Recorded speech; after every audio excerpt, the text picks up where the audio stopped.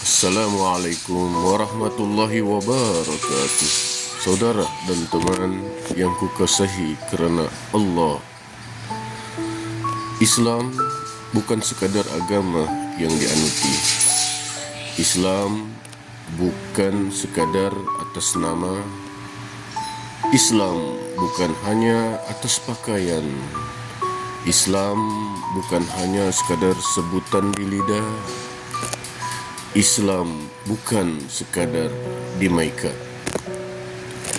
Islam yang Allah turunkan ke atas Nabi Muhammad sallallahu alaihi wasallam adalah din, cara hidup yang menyeluruh, meliputi akidah, ibadah, soal akhlak, makan, minum, berpakaian, juga muamalah dalam soal pergaulan, pendidikan, ekonomi, politik, pemerintahan, dasar luar negeri, dasar luar negara, berkaitan ukubat, hudud, qisas, takzir, dan seluruh aspek kehidupan. Allah Subhanahu wa taala berfirman, "Ya ayyuhalladzina amanu udkhulu fi silmi kafah wala tattabi'u khutuwati syaitan innahu lakum aduwwum mubin." Wahai orang-orang yang beriman, masuklah kamu ke dalam Islam secara menyeluruh, secara kafah, dan janganlah kamu mengikuti langkah-langkah syaitan. Sesungguhnya syaitan itu adalah musuh kamu yang nyata. Makna kafah menyeluruh.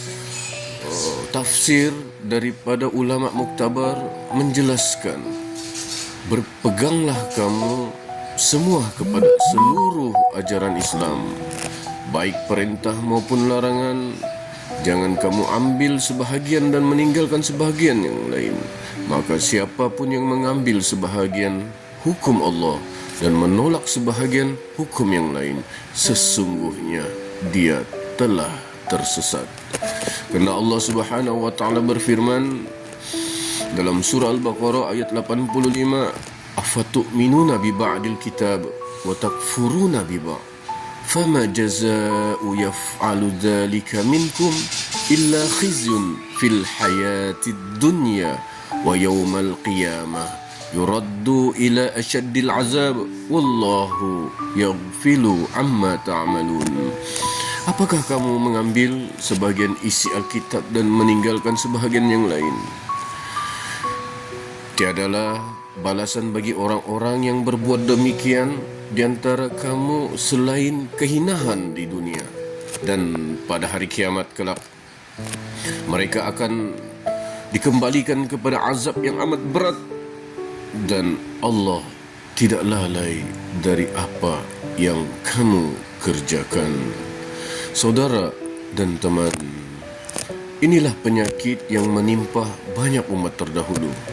Mereka beriman hanya pada yang sesuai dengan hawa nafsu mereka. Mereka solat tapi menolak hukum Allah. Mereka zakat tapi menolak keadilan Islam dalam muamalah dan ukubat. Mereka ingin rahmat Allah tetapi tidak mahu berhukum dengan hukum Allah dalam bentuk negara. Padahal Islam tidak pernah terpisah antara akidah, syariat, dan siasah. Islam adalah satu kesatuan yang sempurna, seperti mana Allah berfirman, "Al-yawma akmaltu lakum dinukum wa atmamtu alaikum ni'mati wa raditu lakumul Islam madina." Pada hari ini telah aku sempurnakan untuk kamu agama kamu, telah aku cukupkan nikmatku untuk kamu, dan Islamlah yang kuredai sebagai agama kamu. Ayat ini adalah dalil bahawa Islam itu telah sempurna dalam seluruh aspek hukum, halal dan haramnya, akidah dan syariatnya. Maka siapa yang menolak sebahagian daripadanya, seolah-olah dia menolak kesempurnaan nikmat Allah.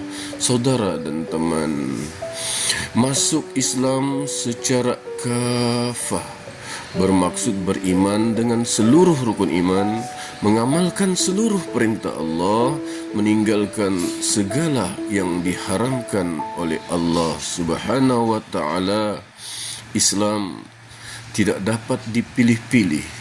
Islam tidak sekadar di masjid, tetapi juga di rumah, di pasar, di pejabat dan di pusat pemerintahan dan di mana jua.